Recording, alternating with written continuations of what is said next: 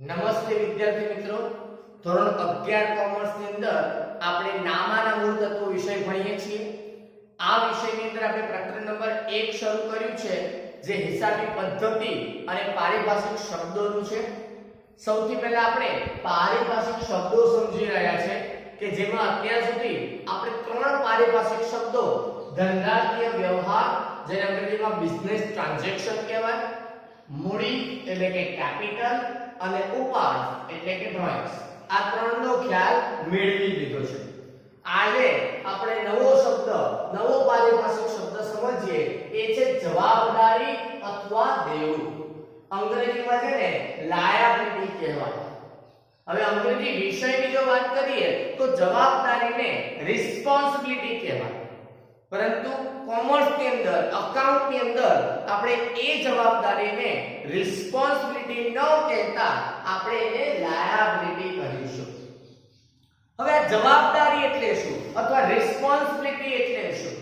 લગભગ આમ તો અંદાજ આવે કે જવાબદારી કોને કહેવાય, તો જે તમારે કોઈને પ્રત્યુત્તર આપવાનો હોય, જવાબ આપવાનો હોય, તમે કોઈકને કોઈ કાર્ય માટે બંધાયેલા હોય, તો એ બાબતને આપણે જવાબદારી કહીએ છીએ।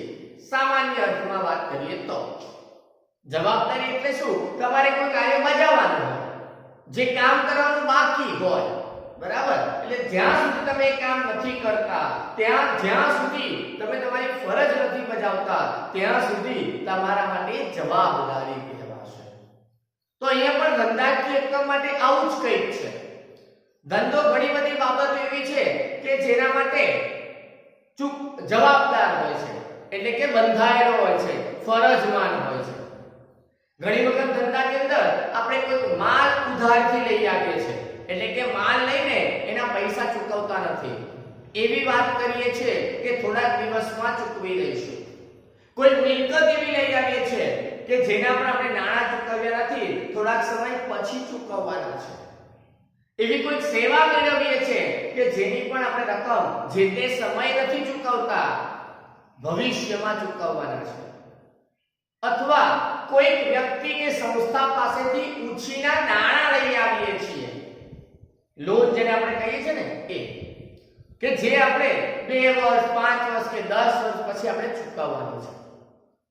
તો આવી જે પણ રકમ ધંધાએ ભવિષ્યમાં કોઈક ને કોઈક વ્યક્તિને ચૂકવવાની છે, એવી તમામ રકમોને આપણે જવાબદારી અથવા દેવું કહીશું। ફરી સમજી લો હવે થોડુંક શોર્ટમાં, ધંધાએ કોઈ પણ રકમ જે ભવિષ્યમાં ચૂકવવાની છે, એવી તમામ રકમોના સરવાળાને અથવા તમામ રકમોને આપણે જવાબદારી અથવા દેવું કહીશું। હવે આ રકમ ચૂકવવાની ક્યારે ઉપસ્થિત થાય તો એ સમજી લઈએ। વ્યાખ્યા સ્વરૂપે કે ધંધા દ્વારા ઉધાર ખરીદે, ઉધાર એટલે વસ્તુ ખરીદી લીધી છે પણ રકમ ચૂકવવાની બાકી છે, તેને ઉધાર ખરીદે કહેવાય। તો ધંધા દ્વારા ઉધાર ખરીદે, હવે શું ઉધાર ખરીદવામાં આવે? કે કાં તો માલ ખરીદવામાં આવે, અથવા મિલકત ખરીદવામાં આવે, અથવા સેવા લેવામાં આવે। સેવા ખરીદવાની ન હોય, સેવા લેવાની હોય। તો આ ત્રણની જે ચૂકવવા પાત્ર રકમ છે, ચૂકવવા પાત્ર રકમ, એ રકમને આપણે જવાબદારી અથવા દેવું કહીશું। ધંધા દ્વારા ઉધાર કરેલ માલ, મિલકત કે સેવાની ચૂકવવા પાત્ર રકમને જવાબદારી કહેવાય। અથવા કદાચ તમે આ રીતે કોઈ રકમ ચૂકવવાની નથી થતી, પરંતુ ધંધા દ્વારા ઉછીના લીધેલા નાણાં, જે નાણાં તમે ઉછીના લીધા છે, ઉધાર લીધા છે, થોડાક દિવસમાં આપી દઈશું, બરાબર, એવી બાહેધરી આપીને લીધા છે, તો એ રકમ પરત કરવા, એ જે રકમ પાછી આપવાની છે। ખાસ ધ્યાન રાખજો, આ બધી બાબતોની રકમ ચૂકવવા પાત્ર છે, જ્યારે આ ઉછીના લીધેલા નાણાં જે છે એ પરત કરવા પાત્ર છે। તો આ રકમને અથવા તો આ બાબતને આપણે જવાબદારી અથવા દેવું પડશે. તો હવે એક્ઝેક્ટલી વ્યાખ્યા જોઈએ તો હવે આપી શકાય ધંધા દ્વારા ઉધાર ખરીદે માલ મિલકત કે સેવા અંગેની ચૂકવવાપાત્ર રકમ અથવા હવે આ તમે પિકઅપ કરજો અથવા ઉછીના લીધેલા નાણાં પરત કરવા પાત્ર રકમને જવાબદારી કહેવાય. ચલો હજુ એકવાર ધંધા દ્વારા ઉધાર ખરીદે માલ મિલકત કે સેવાની ચૂકવવાપાત્ર રકમ અથવા ઉછીના લીધેલા નાણાં પરત કરવા પાત્ર રકમ ને શું કહેવાશે? જવાબદારી કહેવાશે. હવે આપણે આ જવાબદારીને અલગ અલગ ભાગની અંદર વર્ગીકૃત કરી શકીએ છીએ. એટલે કે જવાબદારીના અલગ અલગ આપણે ભાગ પાડી શકીએ છીએ. જેમાં એક ભાગ અથવા એક વર્ગીકરણ થશે સંબંધના આધારે અને બીજું વર્ગીકરણ થશે સમયના આધારે. સંબંધના આધારે નો અર્થ થાય કે તમારે એ રકમ કોને ચૂકવવાની છે, કયા વ્યક્તિને ચૂકવવાની છે એ સંબંધના આધારે. તો આમાં બે પ્રકારના સંબંધ આવી શકે, એક આંતરિક અને બાહ્ય. આંતરિક અને બાહ્ય. આંતરિક એટલે શું? કે અંદરો અંદર ધંધાએ અંદરના જ કોઈ વ્યક્તિને કોઈ રકમ ચૂકવવાની હોય તો એને આંતરિક જવાબદારી કહેવાય. હવે ધંધાનો અંદરનો વ્યક્તિ એટલે કોણ? કર્મચારી, ધંધાએ કામ કરતા માણસો તો કે નહીં, એ બધા નહીં.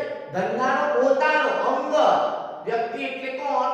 જેને ધંધો શરૂ કર્યો છે, જેને આપણે માલિક કહીએ છીએ. તો માલિક પણ અમુક રકમ આપે છે. યાદ કરો, મૂડી શબ્દ ભણ્યા એટલે ધંધાનો માલિક ધંધો શરૂ કરવા માટે રોકડ માર્કે મિલકત લાવે તો ભાઈ ધંધાની પણ જવાબદારી છે કે આ માલિક જે બધું લાવ્યો છે એને ધંધો પૂરો થાય પરત કરવું પડે. કારણ કે નામાની અંદર આપણે એવું માનીએ છીએ કે ધંધો અને માલિક અલગ વ્યક્તિત્વ ધરાવે છે. આ બધી બાબતો થોડી પાછળથી પણ આપણને ભણવાની આવશે. તો ધંધો અને માલિક બંને અલગ વ્યક્તિત્વ ધરાવે છે એવું માનવામાં આવે છે. અને એટલા માટે ધંધાએ કોઈ રકમનો માલિકને ચૂકવવાની હોય તો એને પણ જવાબદારી જ કહેવાય. પણ એ જવાબદારી આંતરિક જવાબદારીનો ભાગ બનશે. તો ધંધાએ માલિકને ચૂકવવા પાત્ર રકમ એને આપણે કહીશું આંતરિક જવાબદારી.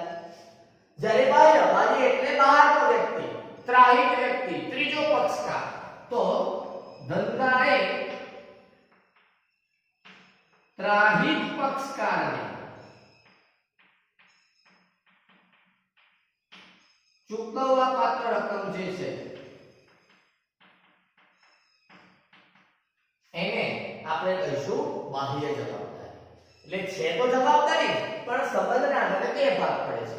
એક માલિકને ચૂકવવાની રકમ છે તેને આંતરિક જવાબદારી કહેવાય, જેમાં ખાલી મૂડી જ આવે, અને ત્રાહિત પક્ષકારને, ત્રીજા પક્ષકારને, બહારના વ્યક્તિઓને જે રકમ ચૂકવવાની છે એને બાહ્ય જવાબદારી કહેવામાં આવે. કે જેની અંદર કોઈ કર્મચારીને પગાર ચૂકવવાનો બાકી હોય, કોઈ વ્યક્તિ કે જેની પાસે તમે માલ ખરીદ્યો છે એવા વેપારીને રકમ ચૂકવવાની બાકી હોય, કોઈ બેંકમાંથી લોન લીધી છે એની રકમ ચૂકવવાની બાકી હોય, આ બધા બાહ્ય પક્ષકારો કહેવાશે. ત્યારબાદ છે સમયના આધારે. તો સમયના આધારે પણ બે ભાગમાં એને વર્ગીકૃત કરી શકાય. એક છે ચાલુ જવાબદારી અને બીજી છે બિન ચાલુ જવાબદારી. ચાલુ અને બિન ચાલુ. હવે ચાલુ જવાબદારી એટલે શું? તો ધંધાએ જે રકમ 1 વર્ષ કરતા ઓછા સમયમાં ચૂકવવાની હોય,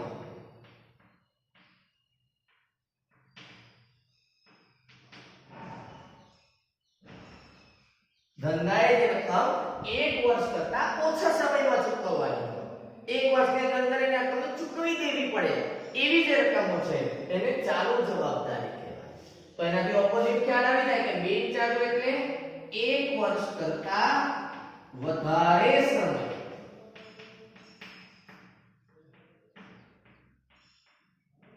માં જે રકમ ચૂકવવાની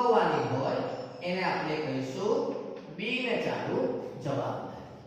તો 1 વર્ષની અંદર જે રકમ ચૂકવવાની છે એને ચાલુ કહેવાય અને 1 વર્ષ કરતા વધારે સમયમાં ચૂકવવાની છે એને બિનચાલુ કહેવાય.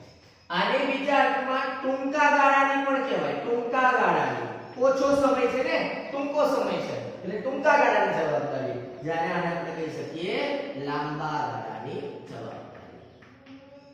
તો આ રીતે જવાબદારી બાબતને સમજી શકાય. તો એકવાર ફરી થોડી ઝડપથી રિવાઇઝ કરીએ કે જવાબદારી અથવા દેવું એટલે ધંધા દ્વારા ઉધાર કરેલ માલ, મિલકત કે સેવાની ચૂકવવાપાત્ર રકમ અથવા ઉછીના લીધેલા નાણાં પરત કરવાપાત્ર રકમને જવાબદારી કહેવાય.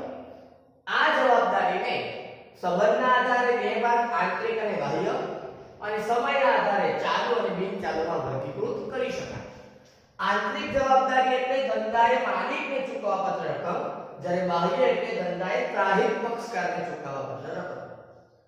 સમયના આધારે ચાલુ એટલે 1 વર્ષ કરતા ઓછા સમયમાં ચૂકવવાની રકમ, જ્યારે બિનચાલુ એટલે 1 વર્ષ કરતા વધારે સમયમાં ચૂકવવાની રકમ.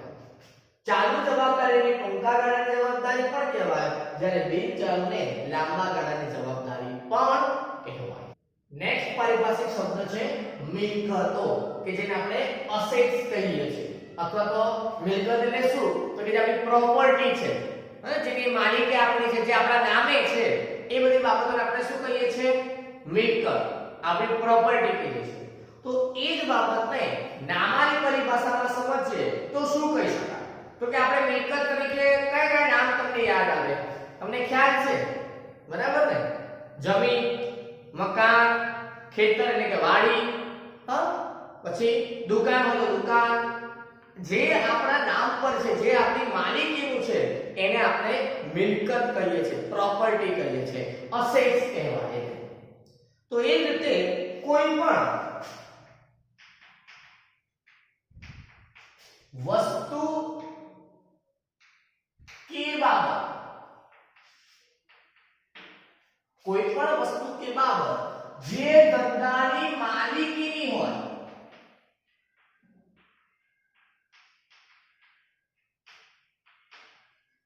અને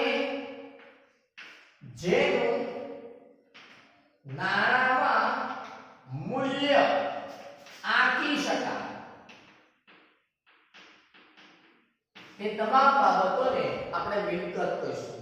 કોઈ પણ વસ્તુ કે બાબત કે જે ધંધાની માલિકીનું હોય અને જેનું નાણાંમાં મૂલ્ય આંકી શકાય છે, તમે એને નાણાંમાં દર્શાવી શકો છો, એની કોઈ વેલ્યુ, કિંમત નક્કી કરી શકો છો, એ બધી બાબતને મિલકત કહેવાય. હવે આ વસ્તુ કે બાબત દ્રશ્ય પણ હોઈ શકે અને અદ્રશ્ય પણ હોઈ શકે. થોડું નવાઈ લાગે એવું વાત છે સર, દ્રશ્ય અને અદ્રશ્ય આ શું છે તો આપણે આગળ સમજીએ છીએ. તો કોઈ પણ દ્રશ્ય કે અદ્રશ્ય વસ્તુ કે બાબત જે ધંધાની માલિકીની હોય અને જેનું નાણાં મૂલ્ય આંકી શકાય તેને મિલકતો, અસેટ્સ કહેવાય. ધ્યાન રાખજો. હવે આ મિલકતોનું પણ અલગ અલગ ભાગની અંદર વર્ગીકરણ કરી શકાય છે, કે જેમાં એક ભાગ છે સમયના આધારે. એટલે આ તો ખ્યાલ આવી જશે, મિલકતોનું વર્ગીકરણ સમયના આધારે કરી શકાય અને બીજું કરી શકાય ઉપજ મૂલ્યના આધારે.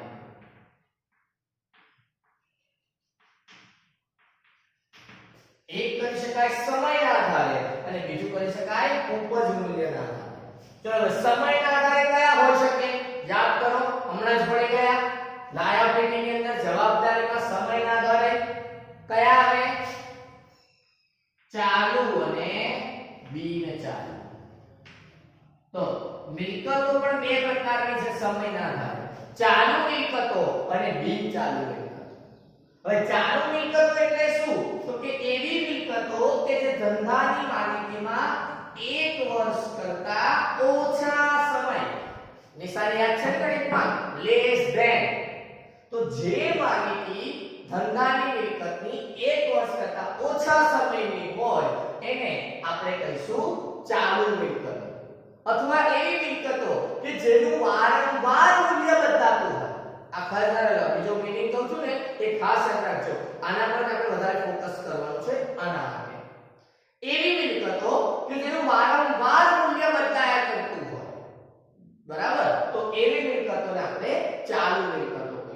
કે જે મોટે ભાગે 1 વર્ષ કરતા ઓછા સમયગાળાની હશે. આવી મિલકતોમાં આપણે ઉદાહરણ તરીકે રોકડ શિલ્લક,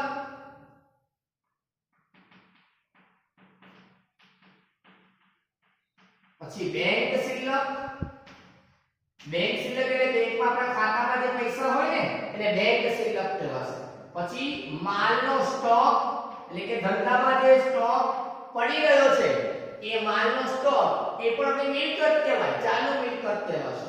ત્યાર પછી દેવાદારો, લેણદારો અને લેણીમુક્તિ આવા બધા શબ્દો આવે છે પણ આપણે પાછી સમજવાના છે એટલે પછી સમજીશું.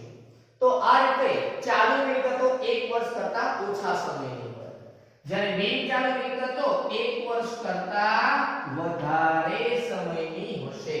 બરાબર? જે લાંબા ગાળાની કહેવાય, આ ટૂંકા ગાળાની કહીશું. આને યાદ છે પેલામાં પણ હતું જ. તો આ ટૂંકા ગાળાની મિલકત છે, આ લાંબા ગાળાની મિલકત છે કે જેની માલિકી 1 વર્ષ કરતા વધારે હોય. આની અંદર શું આવે તો આપણને ખબર છે, જમીન, મકાન, બરાબર, યંત્રો, ફર્નિચર, વાહન, આપણું મોટર બાઇક હોય, 4 વ્હીલર ગાડી હોય, આ બધી આપણી માલિકી કહેવાય. તો એ બધું બિનચાલુ મિલકત, લાંબા સમય માટે. દર વર્ષે ગાડી નથી બદલતા, દર વર્ષે મકાન નથી બદલતા. જો માલિકીનું હોય તોની વાત છે. હા, ભાડે હોય તો કદાચ બદલવું પડે, પણ એ માલિકીની વાત કરીએ છીએ. બરાબર? તો આ રીતે સમયના આધારે બે ભાગ પડી શકે. હવે સમયના આધારે બે ભાગ પડ્યા, એમાં ચાલુ મિલકતનો હજુ એક પેટા પ્રકાર પાડી શકાય કે જેને આપણે કહીશું પ્રવાહી મિલકતો. પ્રવાહી મિલકતો કે જે ચાલુ મિલકતનો પેટા પ્રકાર છે. આ પ્રવાહી મિલકતોમાં શું આવે તો કે અથવા પ્રવાહી મિલકતો કોને કહેવાય તો કે સ્ટોક સિવાયની જે ચાલુ મિલકતો છે, તમામ સ્ટોક સિવાયની તમામ ચાલુ મિલકતોને પ્રવાહી મિલકતો કહેવાય. આ પ્રવાહીને અંગ્રેજીમાં આપણે કહીશું લિક્વિડ. 3 પ્રકાર હતા ને, ઘન, પ્રવાહી અને વાયુ. તો લિક્વિડ એટલે પ્રવાહી. તો લિક્વિડ નો શું થાય તો કે ફટાફટ સરકી જાય, ફટાફટ જે ઢાળમાં ઢાળો એમાં ઢળી જાય. તો અહીંયા પણ એવું જ છે. આ એવી મિલકતો છે જેનું ઝડપથી રોકડમાં રૂપાંતર કરી શકાય છે. એકદમ ઝડપથી તમે વેચીને રૂપિયા લેવા માંગો તો ઝડપથી મળી જાય, એ બધી મિલકતો એ પ્રવાહી મિલકતો કહેવાશે. તો આના વિશે પણ આપણે પછી ડિટેલમાં સમજવાનું છે નેક્સ્ટ પ્રકરણોમાં. એટલે અત્યારે આટલું ધ્યાન રાખીએ કે સ્ટોક સિવાયની મિલકતો ચાલુ મિલકત કહેવાય અને જેનું ઝડપથી રોકડમાં રૂપાંતર થઈ જાય. બિનચાલુની અંદર પણ બીજા બે પ્રકાર પડે છે. એક છે દ્રશ્ય અને બીજું છે અદ્રશ્ય. જે મેં પહેલા જ વાત કરી હતી, અદ્રશ્ય. તો દ્રશ્ય એટલે શું તો કે જોઈ શકાય, સ્પર્શી શકાય, જેને તમે અડકી શકો છો, કે જેનું ભૌતિક અસ્તિત્વ છે, ભૌતિક સ્વરૂપમાં એ મિલકત છે. તો એવી મિલકતોને દ્રશ્ય મિલકતો કહેવાય. જોઈ શકાય, સ્પર્શી શકાય, બતાવી શકાય કે જુઓ. બરાબર? તો એ બધી બહુ દ્રશ્ય મિલકતો. અને અદ્રશ્ય એટલે તો જેનું ભૌતિક અસ્તિત્વ નથી, ભૌતિક સ્વરૂપ નથી, જોઈ શકાય નહીં, સ્પર્શી શકાય નહીં, એવી ધંધાની માલિકીની બાબતો એને આપણે અદ્રશ્ય મિલકત કહીશું. કે જેની અંદર પાઘડી, પેટન્ટ, ટ્રેડમાર્ક, કોપીરાઇટ આ બધા જે હક કહેવાય, ધંધા ભાષામાં બાબતો હક સ્વરૂપે હોય છે. તો એ બધી બાબતો એ અદ્રશ્ય મિલકતનો ભાગ કહેવાય. આ બધા પાઘડી, પેટન્ટ, ટ્રેડમાર્ક, કોપીરાઇટ વિશે પણ આપણે આગળ ભણવાનું છે તો ડિટેલમાં. એટલે તે વખતે શબ્દો તરીકે સમજીશું. બરાબર? અને પાઘડી અંગે તો ધોરણ 12 ની અંદર પ્રકરણ પણ આવે છે તો એ પણ ભણવાનું છે ભવિષ્યમાં. તો આ અદ્રશ્ય મિલકત. હવે બીજું છે ઉપજ મૂલ્યના આધારે. તો ઉપજ મૂલ્યના આધારે બે પ્રકાર પડે છે. એક છે વાસ્તવિક અને બીજું છે અવાસ્તવિક. વાસ્તવિક મિલકતો એટલે જેનું ઉપજ મૂલ્ય હોય.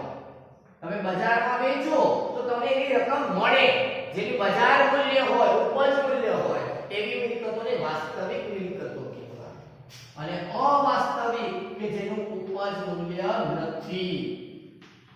આ એક પ્રકારના લાંબા ગાળાના ખર્ચા છે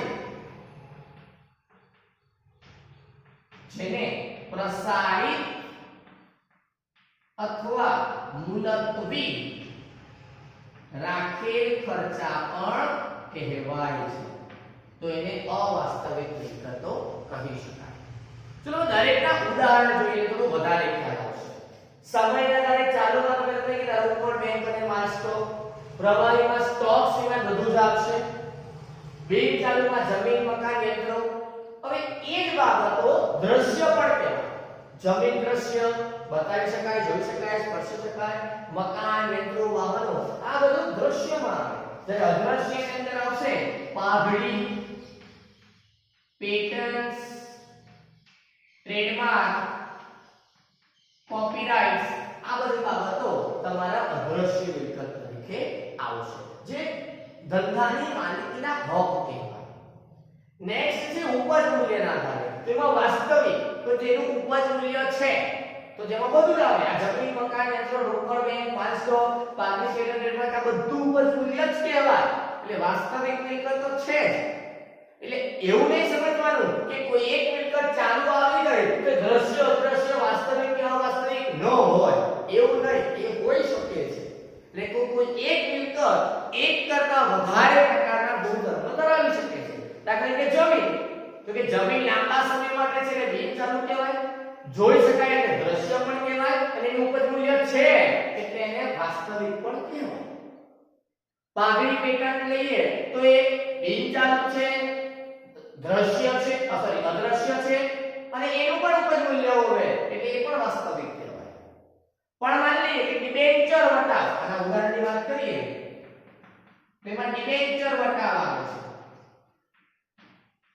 પ્રાથમિક ખર્ચા આવે છે, શેર અથવા ડિબેન્ચર બહાર પાડવાનો ખર્ચ આવે છે. આ બધા ખર્ચ છે ને, બરાબર, એ લાંબા ગાળાના તો કહેવાય બિન ચાલુ, પણ જોઈ નથી શકાતા અને એનું ઉપજ મૂલ્ય પણ નથી, બરાબર. એટલે બિન ચાલુ કહેવાય, અદ્રશ્ય કહેવાય, ને અવાસ્તવિક પણ કહેવાય. તો આ રીતે આપણે મિલકતોને સમજવાનું છે, બરાબર. તો ફરી એકવાર થોડું શોર્ટમાં, કોઈ પણ દ્રશ્ય કે અદ્રશ્ય વસ્તુ કે બાબત જે ધંધાની માલિકીની હોય અને જેનું નાણાં મૂલ્ય આંકી શકાય એને મિલકતો કહેવાય. આ મિલકતોને સમયના આધારે ચાલુ અને બિન ચાલુ, જેમાં 1 વર્ષ કરતા ઓછો હોય તો ચાલુ, જેના ઉદાહરણમાં રોકડ, બેંક અને માલ સ્ટોક કહેવાય. આને પેટા પ્રકાર પ્રવાહી મિલકતો એટલે કે સ્ટોક સિવાયની ચાલુ મિલકતોને પ્રવાહી મિલકત કહીશું. બીજો પ્રકાર બિન ચાલુ, 1 વર્ષ કરતા વધારે સમયમાં, જેમાં જમીન, મકાન, યંત્રો, પાઘડી, પેટન્ટ, ટ્રેડમાર્ક.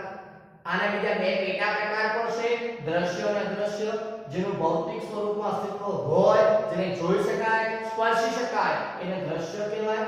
જેનું ભૌતિક સ્વરૂપમાં અસ્તિત્વ નથી, જેને જોઈ શકાય નહીં, સ્પર્શી શકાય નહીં એને અદ્રશ્ય કહેવાય. ઉપજ મૂલ્યના આધારે વાસ્તવિક એટલે એવી મિલકતો કે જેનું ઉપજ મૂલ્ય હોય, બજાર મૂલ્ય હોય, બજારમાં વેચવાથી તમને રૂપિયા રોકડા મળે એને આપણે વાસ્તવિક મિલકતો કહીશું.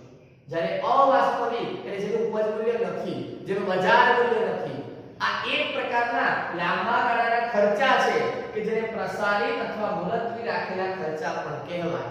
જેના ઉદાહરણમાં ડિબેન્ચર વટાવ, પ્રાથમિક ખર્ચા અને શેર ડિબેન્ચર બહાર પાડવાનો ખર્ચ આવી